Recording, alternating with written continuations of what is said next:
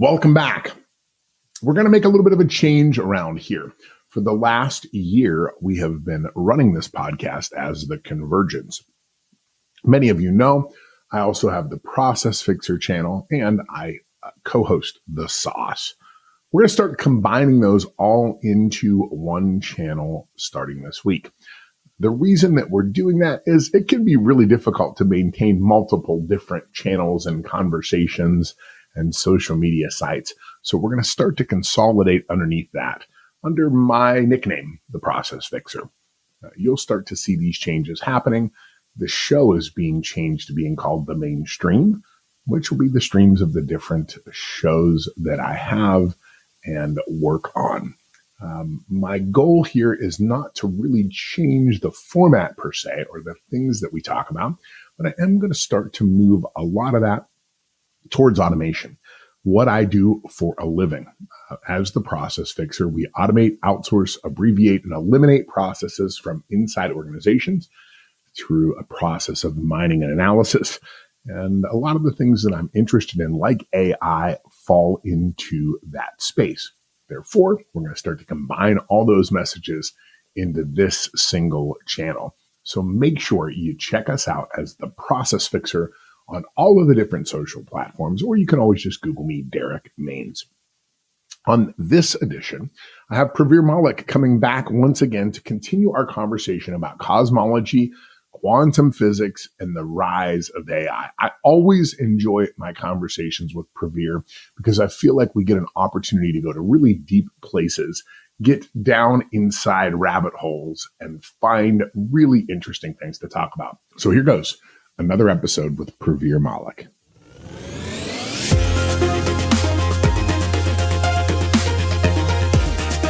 Pravir Malik, folks. This is the second time, and I think last time we even broken into a couple of episodes, and there were a couple of really good shorts in there that actually got a lot of viral traction as well. So welcome back to the show.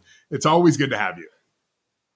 Thank you, Derek. It's a pleasure to be here. I really enjoyed our conversation the last time, and I'm just wondering where you're going to take it. I know we started, it's always fun. I love this because we always start someplace, and I have this happen with a lot of guests. As we start someplace, then we get a little philosophical, then we go almost off the deep end. And then the second time I'm like, how do we jump off the edge of that deep end and go as far as possible? So I'm excited about having you back with me today. I'd love to talk a little bit, really to start out. We talked a lot in the last episode about your theory about quantum, about the quantum level. We talked about cosmology and the cosmology of light and the interconnectedness of the universe through this idea that there's light that potentially could be animating everything. And I'd love to talk at least at first about how you came up with this idea. Because in a lot of senses, Pravir, it flies in the face of modern, the modern accepted model, right? So I love how did that, did this come to you? My best ideas usually come to me in the shower. I mean, is this something that came to you suddenly, or was it much more of, building over time? So let's maybe talk a little bit about the origin of the theory and where that came from. And then we can get into talking a little bit more about quantum computation and the connections between AI and travel and those kind of things. So I'd love to hear the backstory. Sure, Derek. And it's been building up over a long time. So I think that it started off perhaps when I was a child. I used to have these very unusual experiences, and I didn't relate it to light until quite a bit later. But the origin, it's somewhat, I don't want to give it the word mystical, but every time I would have a fever when I was, for a few years, as far as I can remember, when I was like 4 to like 7 or 8 years old, I would have the same experience every time. And basically what would happen was that I would see myself in a drop of water, in a slowly falling drop of water. And then in that drop of water, I would see myself in another drop of water. And this would happen recursively. So it went on and on and on. And what happened as a result of that is that I would pop out. It felt like, to me, I would pop out of time and space. right? So because I was experiencing time and space in a very unusual way, I just entirely popped out of it, and I would enter into this kind of realm that seemed very peaceful. And so I never, I thought it was a very normal experience because I remember going to school and telling the kids, "Hey, did you that thing happen to you? You know, where you suddenly, I couldn't even have the words for it, but I just thought it was normal, Yeah. right? I thought every human being just had it. It was part of being Mm. human. But it wasn't till years later when I got interested in physics and read Einstein's theory of relativity that it occurred to me for the first time that perhaps what I had been experiencing was the absoluteness of light, but the relativity of time and space. Because time and space were changing. I jumped out of it and I came into something that seemed absolute. And so there was that seed or that genesis of experiencing light in a different way that was something that just happened very spontaneously, organically, and Mm. repeatedly, right? And so as I look back on it and just think about it, it seems like that had something to do with the worldview and my thoughts on light and the experience of light. And then subsequently, there was another somewhat kind of mystical experience that happened. I was in a very, very difficult situation. And I there was somebody I was not getting along with, and they were constantly badgering me, and so one day I just had this idea, this epiphany, that I would just see them in a sphere of light, Mm. and so I did it. I did it really rigorously for like it was just a spontaneous kind of meditation, and the very next day, miraculously, they just completely changed, Huh. and the way that they really interacted with me was completely different. And so it was a few of these kind of pivotal experiences that led me to believe that there's a lot of power in light. Mm. And so when I had the terminology and the phraseology to actually examine it, I really wanted to do justice to try to put in words what I felt was the implicit power in light. And so that's why I ended up writing 10 books on it. And so for me, mathematics became an artistic medium to express that experience that I had. And so that's kind of the I genesis love of that. it. But it just took time because I just simply didn't have the wherewithal to even describe it until many, many years of study. Yeah, Right. that's great. Well, and I think that's, those moments like that. I always seek out those moments where there is sort of a spark that starts you down a path, right? And that could be anything. I mean, for me, I keep track of a lot of my thoughts on, and I don't journal, but I write down these little anecdotes that I get on a daily basis, and some of them are quite intriguing, and then I dig deeper into that, and it's the start of that inquiry, right? Of you being able to say, why did that happen, and what does that mean, and how does that affect me? I think it's so interesting. As you were saying this, I'm being heavily influenced right now by a new book called The Experience Machine. And it's very interesting. It's written by I believe he is a neuroscientist, and I'm relatively new into the book, so I don't even want to claim that I know too much about it just yet. But I'm like 4 chapters in, and it's really interesting because he talks about how the world that we see, and neuroscience is starting to prove this, that the world that we see is essentially an illusion, and it is that our minds hallucinate much of our reality. And one of the things that he talks about, and I'll probably get the percentages wrong, but he talks about the eyes, and he says, we're taking in all of this information all the time. And uh, and then our minds are processing that information and sending it out to our extremities in order for us to move and interact with the world. But what he found was that the amount of information that's moving out of the system, the output of the brain to the body, only about 20% of that is based upon the input of what we saw. The rest of it is what we have And he calls it a hallucination, but we know what it is. It's our biases, it's our opinions, it's the situations that we've been in before, it's probability, it's mathematics, it's all of these things where our body knows if I reach out and I grab, something that's glowing red, there's going to be a reaction. And even if I don't have that reaction at first, my body is going to feel that because that's the information that's being processed through. And I love the way he explains it. He says, imagine you're on an old, back country road and you're listening to the radio and it's super staticky, but a song that you're very familiar comes on. And you only hear every third or fifth note, but your mind puts the whole song together for you because it's based upon those experiences. And I think there's something to that with what you were saying of, this idea of that light coming into our eyes, right? But we are in some ways hallucinating what that means, right? We're taking that input and we're adding to it and then reacting to the world. And maybe, just maybe in that moment, where you're looking at this a little differently, when you see things that are out of the ordinary, and if that's driving down a backcountry road and a deer jumps out in front of you, well, that's a memorable experience, and you react very differently to that. You pull more light in during that moment of time because you need that to process. And I see something to that, right? It's like light. This is how we're responding to light. Right? These are light capturing machines, and they're connected to a neural network that is processing that information. And I wonder if there's something to that, right? That the eye is a real interesting part of this.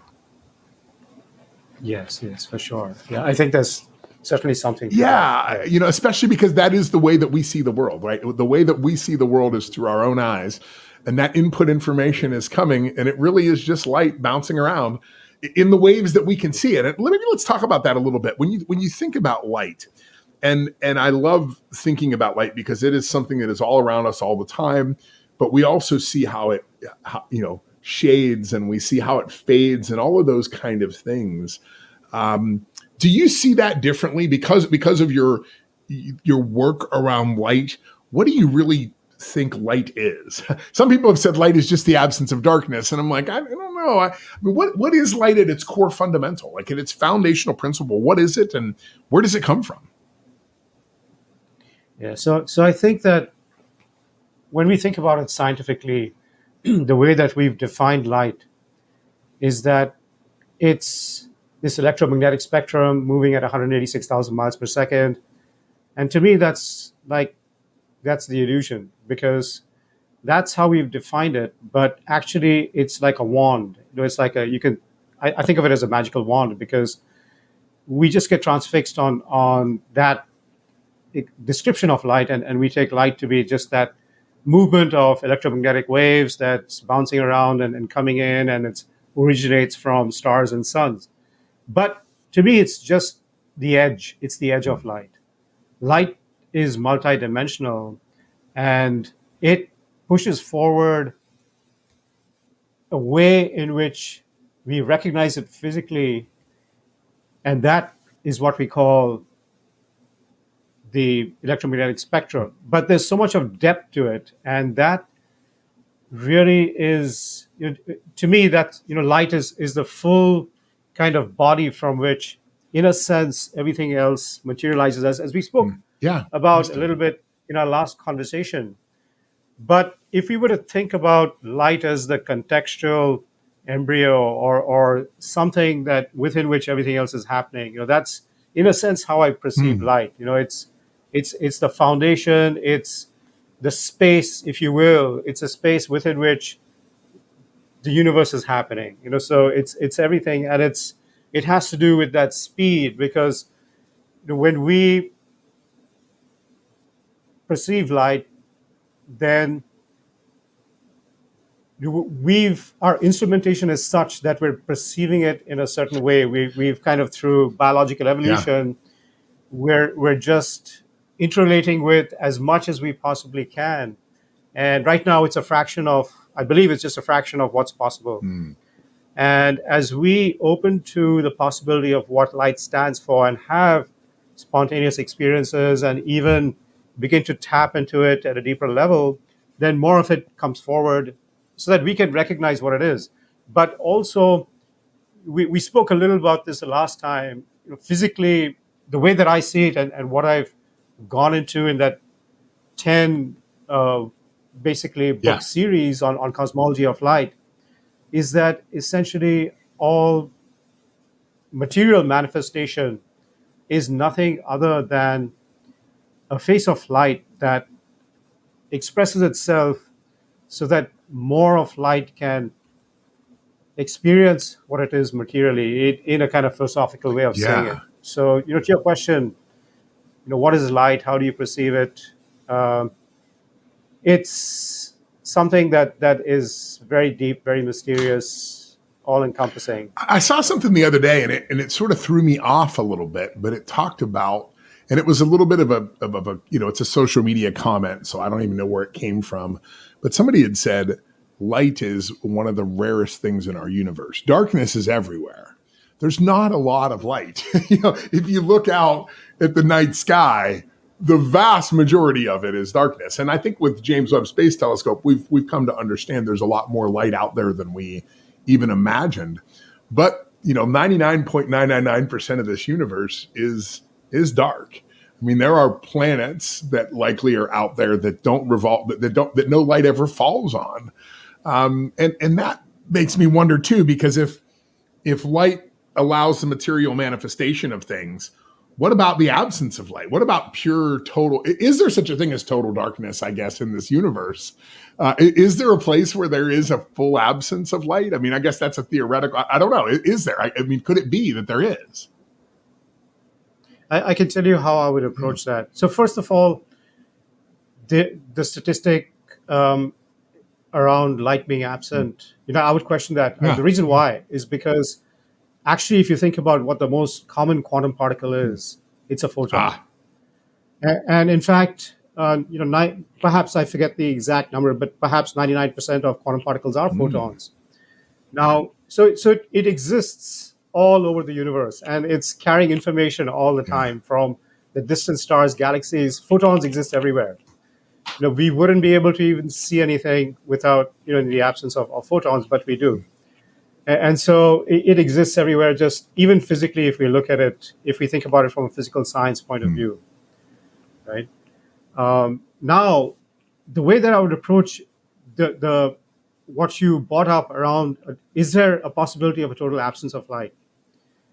And the way that I would perceive this is, again, a little philosophical. We know that, for example, that light in our physical universe travels at 186,000 miles per second, right? And I believe that it travels at 186,000 miles per second so that, in a sense, material manifestation can rise in a certain kind of way.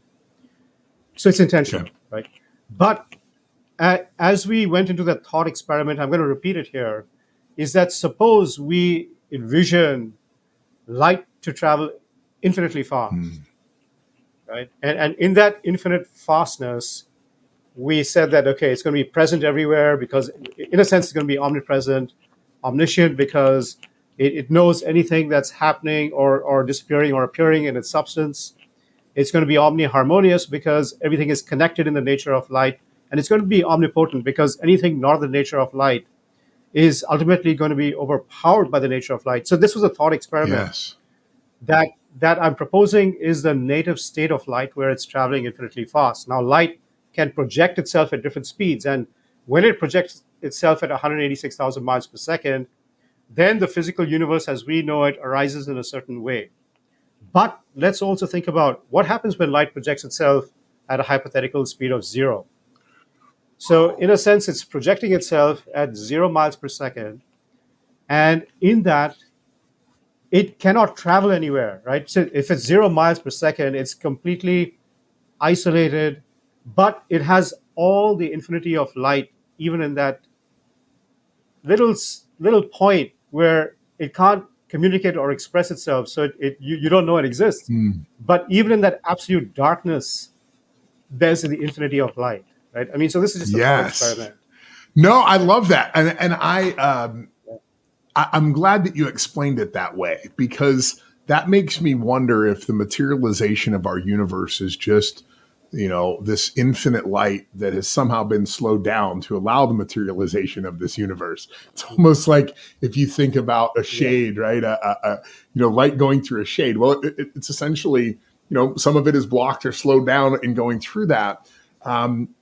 That's an interesting thought. I love thought experiments, and that's one I'm going to fool around with myself too, because if you think about the speed of light being different, how would that relatively change the world and the materialization of matter inside that world? Would we be able to even see it?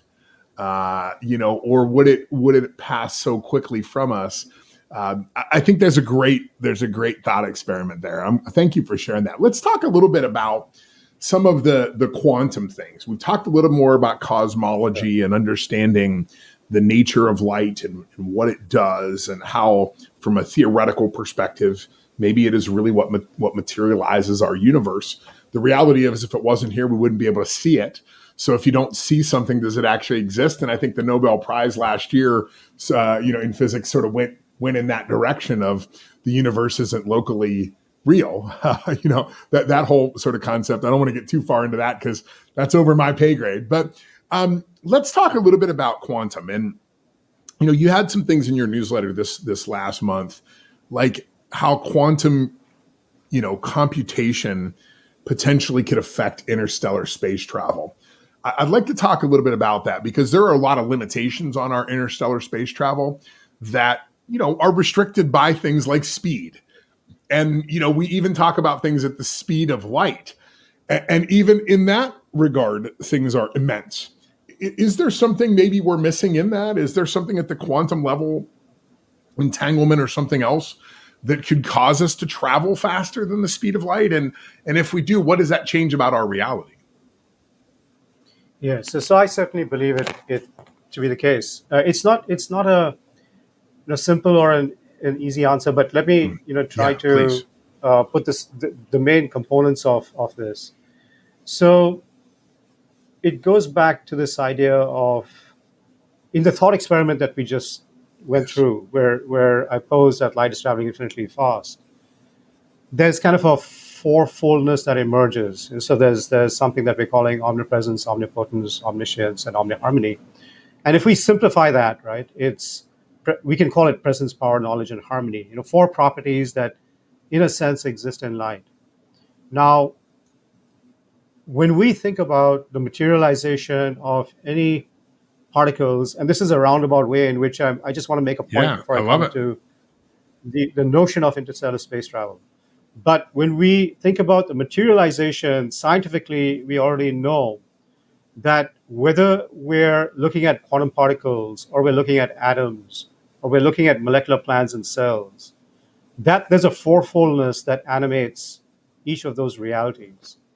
So we spoke a little bit about, so I want to focus on this fourfoldness. So we're calling it presence, power, knowledge, harmony, that these are four properties that exist in light.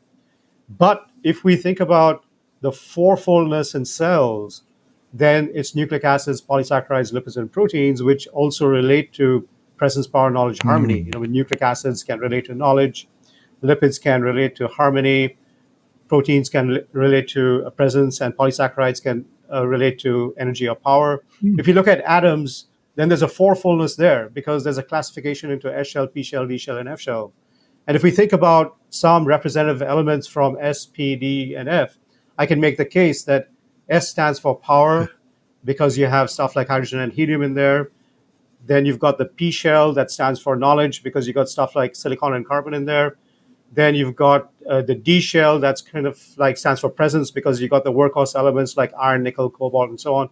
And then you have F shell, that is the largest kind of experimentation of collectivity at the atomic level, with atomic numbers up to 108, meaning there's 108 protons, neutrons, and 108 electrons.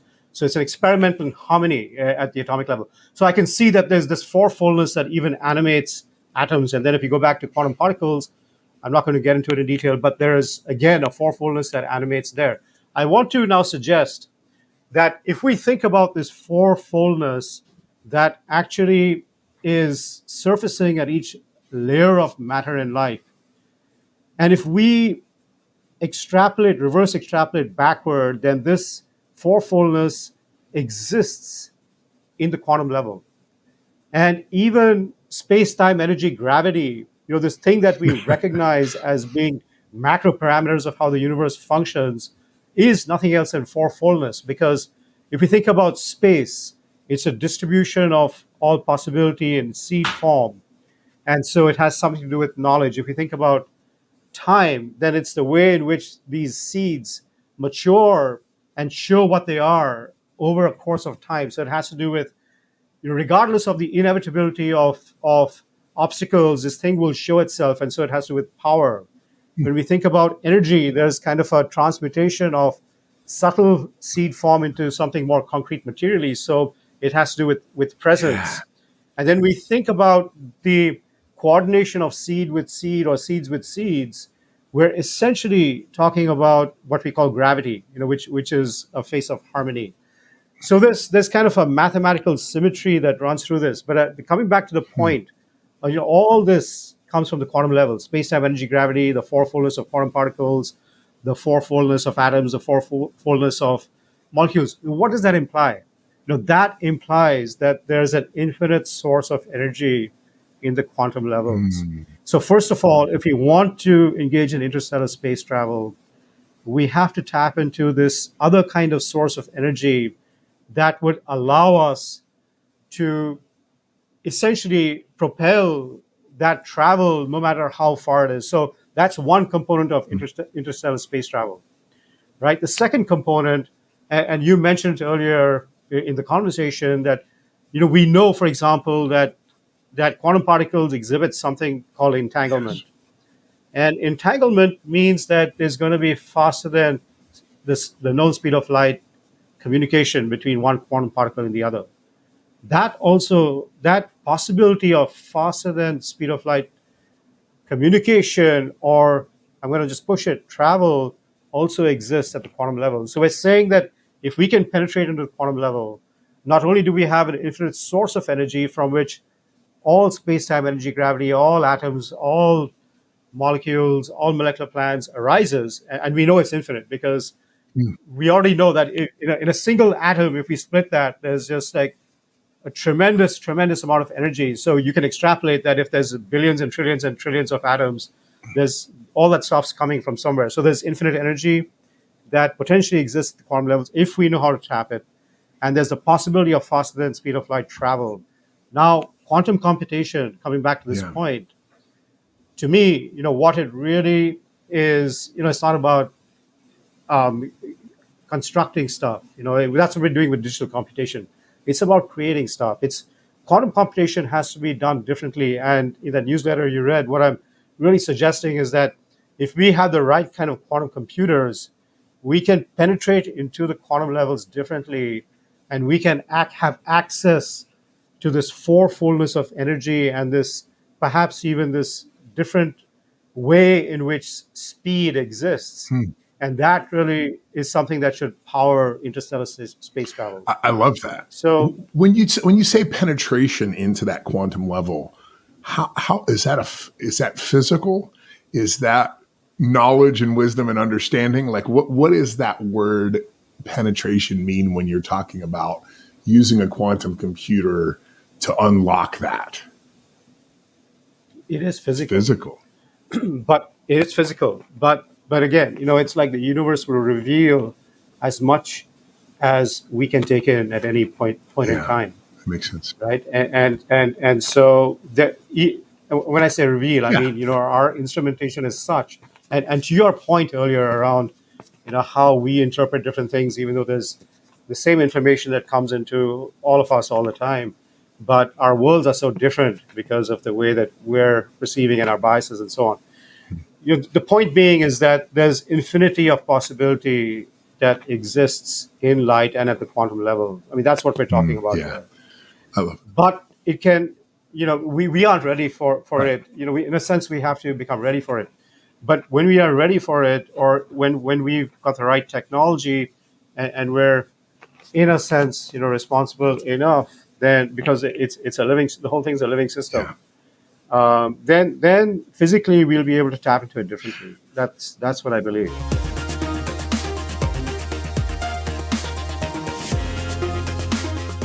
I wanted to let you know that my fourth book just dropped this week. It's called Adaptagility. It's a relatively short read, and I encourage you to pick it up and read through it.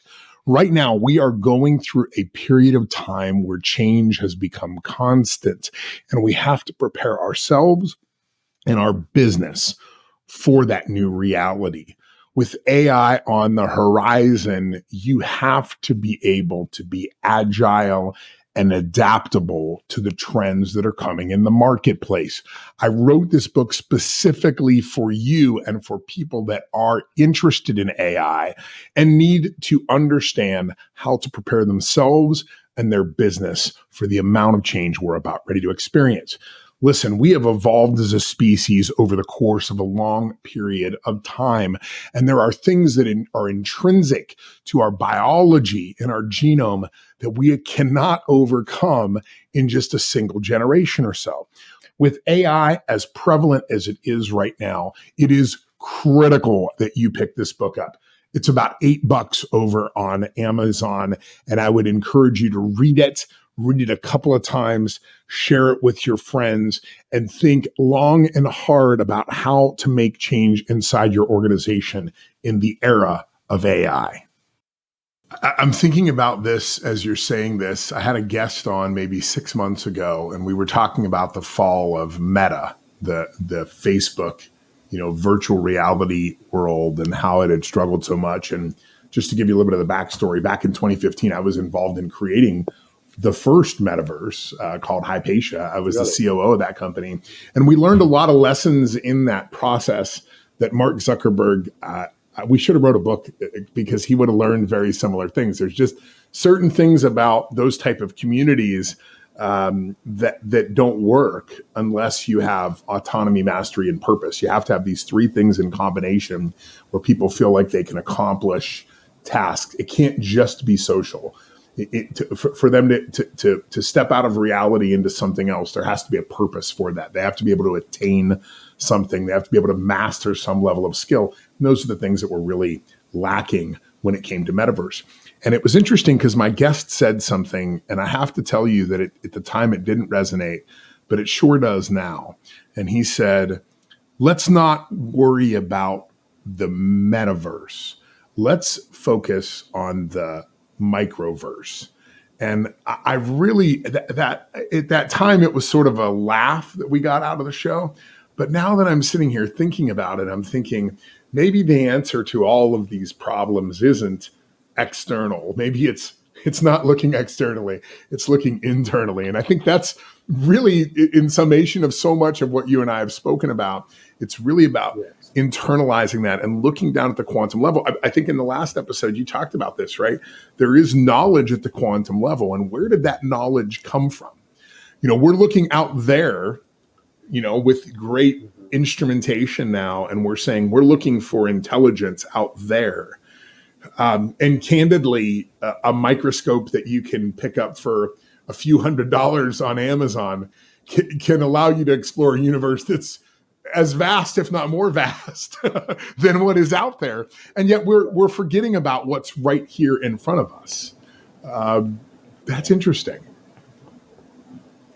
Looking at that quantum, looking at that quantum level is the microverse. It really is looking back into the microverse. So let's talk about that. Talking about the microverse, one of the other things that I read that you talked about recently was how quantum computation could have some influence on our genetics. Can we talk a little bit about that and how some of the theories and things? And I think there's some questions that I wonder too about light. There's all sorts of therapies around light. There's people telling me I can cure my male pattern baldness with light. There's all these different things that, which all sounds very gimmicky because we hear that. But what about genetics? What is the connection there between what we're talking about? What about at a cellular level for us? What could we change or affect with quantum computing and maybe as well with cosmology? Sure. So the way I would approach it is we're going back to this idea of if we think about an atom, for instance, let's just start there. And we know, for instance, that So we're saying that the atom is sourced from quantum particles, and the quantum particles is sourced from the quantum level. But when we look at the atom, here's something that is a remarkable surfacing creation that's very stable, that's very scalable, and every atom is uniquely identified by its atomic number.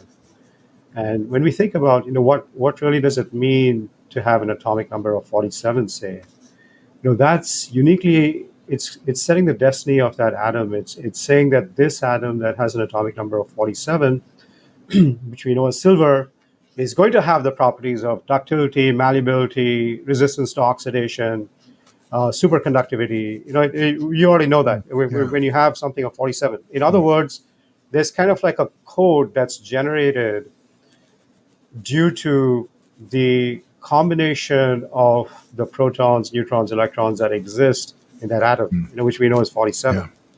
And that code I want to propose is something, it exists for the same purpose as genetic code. It's pre-genetic code. It's pre-genetic code, right? Because in a sense, it perhaps circumscribes the atom, and it'll tell the atom how to interact with the rest of the universe, right? So we're already seeing that something that's arising, and my point of view and what I've written about in several places is that the atom is your first most stable quantum computer that exists. Why is it a quantum computer? It's a quantum computer because it has quantum particles. When light is subjected to photons, so there's a certain input. It'll change its state. There'll be certain superposition that will occur, and then it'll output either some electrons or other photons. And so it's processing. It's continually processing. So it's a quantum computer that's made from particles. It's generating quantum states that we know any computer should do, any quantum computer should do. So it's an instance of a quantum computer. So now I'm making the case that any kind of quantum computer that's naturally occurring is always outputting some kind of code. In the case of an atom, we know it's pre-genetic code. But now if you extrapolate and if you bring a bunch of atoms together, they're all quantum computers. And they create molecules. So what are those molecules doing? They're creating code by which they exist in the universe, by which they know how to interact with the universe. So it's pre-genetic code. But when you then extrapolate further, those molecules are creating molecular plans, and those molecular plans are now animating cells. And you know that in cells you've got genetic code, but that's all being computed, and it's driving computation as well, due to the massive number of quantum computers that exist inside the cell. And so the cell itself is creating genetic code and running by genetic code. The point being that what's the connection between quantum computation and genetics? So there's a naturally occurring connection that anything that's a quantum computer is either outputting pre-genetic or genetic code by definition. And so if we learn to actually manipulate this, leverage this, we have a whole different way to think about genetics, to approach genetics, to influence genetics, which we're not doing yet. But it's something that needs to be done. So it's where these two fields meet. There's a lot of potential over there. So that's what I've pointed out in some of the writings and thought experiments and stuff. I love that, and I love analogies. So to me, the way I'm thinking about this is that an atom is an organic quantum computer. It was formed by the process of evolution or whatever approach that formed that at some point. So then it would be then therefore possible, if we think about an organic material in nature, that we could modify it in order to get a different outcome from it. And if we think of this like corn, let's just make it very, very simple. We could take organic corn, we could modify it over generations to create something that has more value and purpose for us. But then in addition, and I think this is where we're going with so many different things, you could then make a synthetic version of that. If you understood how to put those things together, you could synthesize that and create a synthetic atom that would operate like a quantum computer as well. So, and again, this is a thought experiment, thinking about if it's an organic created from whatever the universe created it, then we could modify that.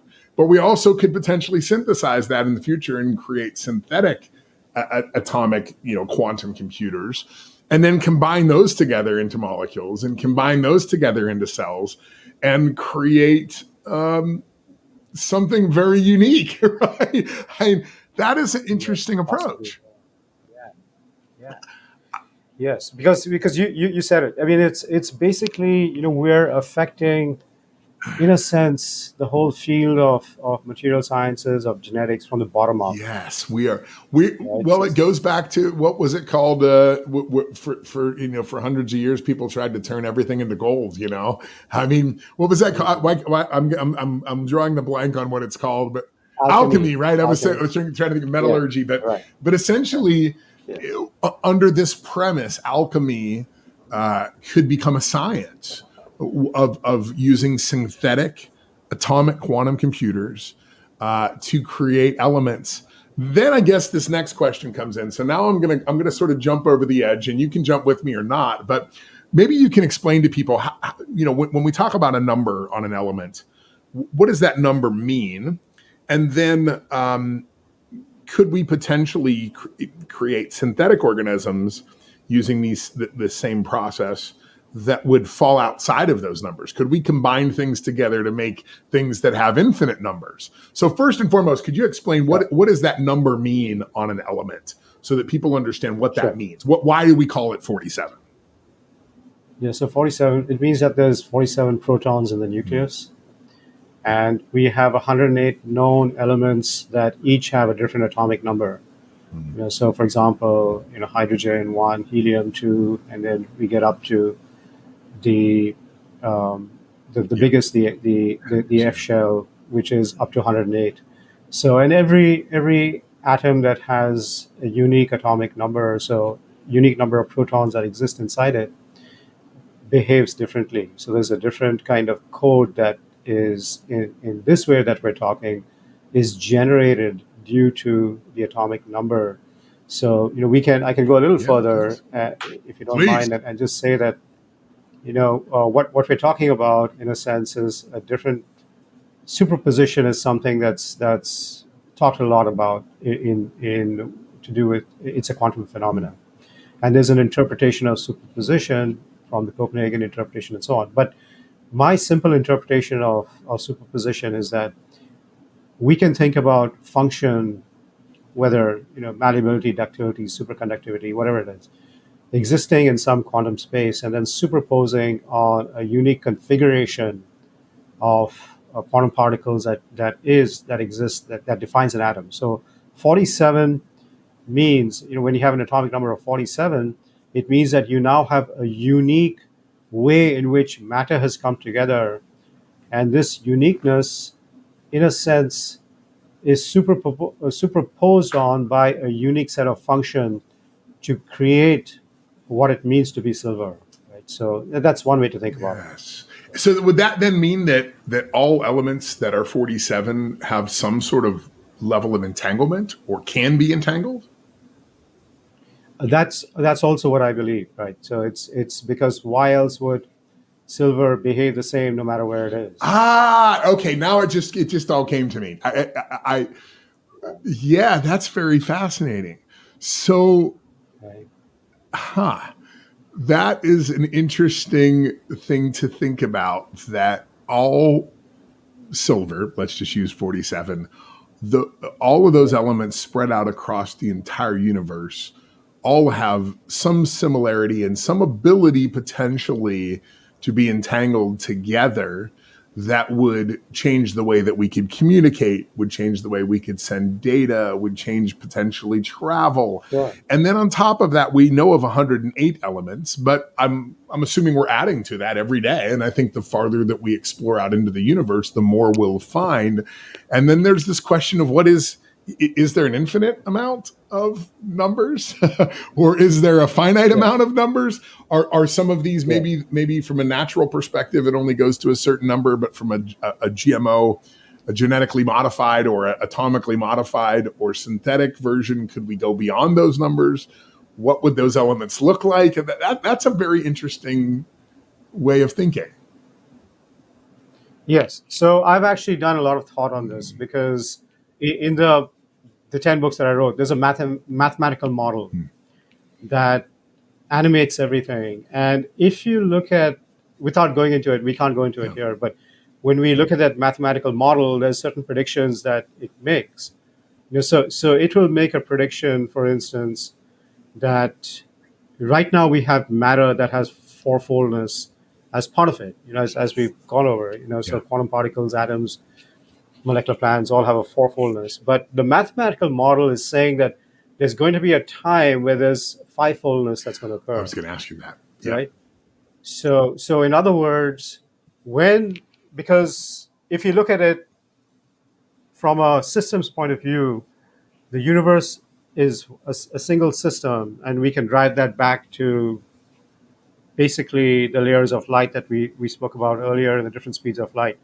But the universe is a complete whole system, and the way matter has, or the way light has parsed itself out is so that the forms that have been parsed out, such as the atoms and the cells and the human beings and the animals, can relate to or express light in a certain way. Sure. But that light is infinite. Possibility is infinite. So, as we reach certain boundaries in what we're able to do as human beings, or rather, we reach the full potential of what it means to be a human being, then there's a different possibility that signals to the universe, right? And I mean, we're getting very philosophical here, but since it's a closed system, there's then the possibility of another kind of quantum particle coming into existence. So a fifth kind, not just four. There's a possibility of another kind of shell atom coming into existence. So these things are not fixed. Right. To answer your question, it's because we live in an infinite system that's parsing out finite capability based on what the universe is able to deal with at the moment. It doesn't mean that that's the end.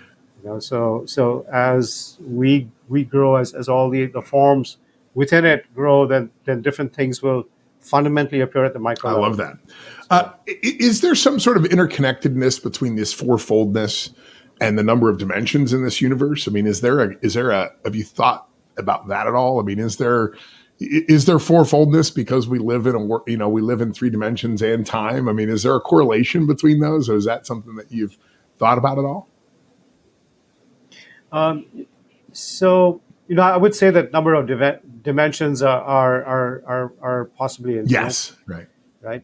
Yeah, I think we've seen that mathematically, that there are a lot more dimensions than what we're aware of. And your comment about becoming more aware of things as we get into them sort of triggered that to me, right? Because I think at one time we never even thought about dimensions. One of my favorite books is the book Flatland by Edwin Abbott that was written in the 1800s. And he talks about existing inside a two-dimensional universe and the rules and the laws and how people get married and have children and all these things. And you're like, whoa, I never really thought about it this way. And then I love that book because I think we talked about it before. He eventually meets a three-dimensional object. And after he's blown away by the three-dimensional object, he said, it must be really cool to think that there's a four-dimensional object. And the three-dimensional object is like, how dare you even get away from me? That's not possible. I'm obviously the highest there is. But there's not, right? I mean, there's just not. Right. So I wonder if that fourfoldness, it is some limitation of the dimensional restrictions that we are limited by right now in our reality. And I know that's more of a philosophical question. I don't know if there's an answer to it, but I wondered if there was any correlation there that you had drawn. Yes, for sure. I think that there is, if we were to consider that there is some kind of, I've made the case even when we spoke earlier about intelligence, and for example, if we go back, what we're saying, if we just look at it scientifically, when we look at the emergence of cells, they have more sophisticated intelligence than the molecular plans that animate them, that has more sophisticated intelligence than the molecules, more sophisticated than the atom. But the point being that it's all coming from the quantum levels. So what we spoke about was that there's some kind of native intelligence, I'd call it quantum intelligence, that's vastly greater than anything that arises from it, right? And so, essentially, that would mean that what how we're experiencing things and the dimensions that exist right now exist because that's in a sense what we're capable of perceiving, receiving, and reacting to and operating in. But as we become more capable, however that may happen, then that kind of safe boundary that exists doesn't have to be there anymore. There is, it's like when you have a kid and you put them in a little playing area, you want to make sure they don't come out of there. But once they're got the capability to maneuver stuff, and you remove those boundaries, and it's the same thing. It's in a sense everything that arises has to play and master that before you can remove those boundaries. It reminds me, and I'm sure I'll mess it up, but it reminds me back when I was in the 1990s and, a young man that did a lot of heavy weightlifting and those kind of things, that there was always a story that no one could break. Nobody could bench press 500 pounds. It was just impossible. And everybody knew it. And it was very well known around the world that it was impossible to do. And by a miscalculation of weight, a weightlifter broke the 500-pound limit. And within days, hundreds of people around the world broke the 500-pound limit. And it could have been 400 pounds or something like that. But that was always really fascinating to me because it showed that the boundary was not a physical limitation. It was a mental limitation. But it was a mental limitation that was applied to everyone globally.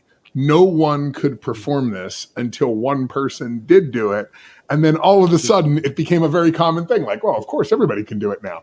It's that very same thing of what you're saying is that, and I do wonder if some of that is, some of that's evolutionary, some of it's biological, or some of it is just a self-imposed restrictions we put upon ourselves because we like to have limitations. We like to know the limits of things. We want to have an answer to everything. And I think that is probably one of the hardest things for human beings is that we do want answers to everything. And we're unlikely to allow something to just be. We want it to have its conclusion. We want to assign agency to it. We want to do something that makes sure that we can close that book and the final chapter has been written and we can write the end at the end of it. But then somebody shows up that didn't realize that page had been ripped out and they just continued to write the chapter. And then we go, wow, well, that's very different than what we thought. Yeah. The self-imposed limitations of that whole entire thing. So if there's intelligence at the quantum level, and I don't think we can, there's a whole philosophical, idea of where did that intelligence come from. But if that is the case, if there is, intelligence at the quantum level, which I think is relatively obvious when you go through the thought experiment, then is there these other elements as well? Is there quantum energy at that level? Is there quantum harmony at that level when you really get down to it? I mean, are all of those fourfoldness things tied up in that too? Yes, for sure. I mean, so that fourfoldness has to exist in root form for it to show up in fractal form as it does in quantum particles. So if we think about quantum particles or the atoms or molecules or molecular plans, they're all, in a sense, fractal patterns of this root pattern that exists, that must exist at the quantum level. I mean, where else would it come from? Right. It's got to be. However, what's happening is that with each subsequent emergence of this fractal pattern, which is a more sophisticated, complicated material form, more of that intelligence can parse itself out or show itself, and therefore, every subsequent layer of matter or life has more capability in a certain sense, right? But that means that this fourfoldness, what we're calling power, essentially knowledge, power, presence, harmony, comes from or must also exist at the quantum level.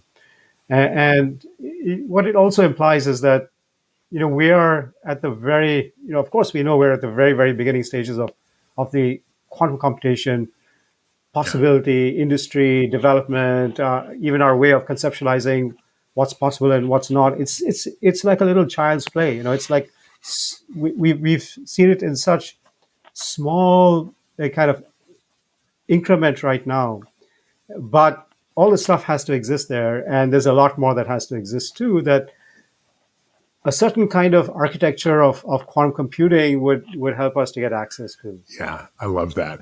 Listen, Pravir, as always, this has been so thought-provoking. I can't believe we've almost done an hour again. It's like time. We could get into the whole reason as to why that happens. I'm always fascinated with time, about how I can sit on the couch and watch a Netflix show and 2 hours goes by and I don't even notice it.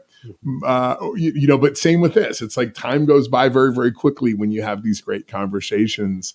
Pravir, if you wouldn't mind telling people again how they can find you. I think LinkedIn is a great way to connect with you. You've got lots of books over on Amazon. What's the best way for people? And then how do they subscribe to your newsletter? Because I'm really fascinated by it. I really am enjoying your newsletter. Oh, really? Yeah. So newsletter is, so I have a site. It's qiquantum.com. Okay. It's one word, QI Quantum, and there's a way to subscribe to the newsletter on that. So that's probably the easiest. And then you can check you out on Forbes. And I think just Googling you can find lots of great articles and things that you've written. And as always, it's really been a pleasure once again to connect with you and talk more about the fundamentals behind all this, because there's so much happening with AI today. There's so much happening with computers and with discoveries that are occurring. But I think the big takeaway that I take from this episode is, let's not focus on the meta, but let's focus, on the micro. Let's really think about what is happening at that sort of, micro level, this microverse level, because there's so much knowledge, there's so much power, there's so much understanding about who we are, why we are, and the reality in which we exist. All right. Well, that's it for this edition of The Mainstream. I hope you enjoyed my conversation with Pravir as much as I always do recording them. I enjoy them so much because it's not just what's said in the show, but it's really the deep thinking afterwards and thinking about how you incorporate those ideas, or how you think about the ideas that he brings to the forefront of the conversation. Okay. Until next time. Thanks for listening to The Convergence. If you want more information about the topics you've heard here today, reach out to us at theconvergencepodcast.com.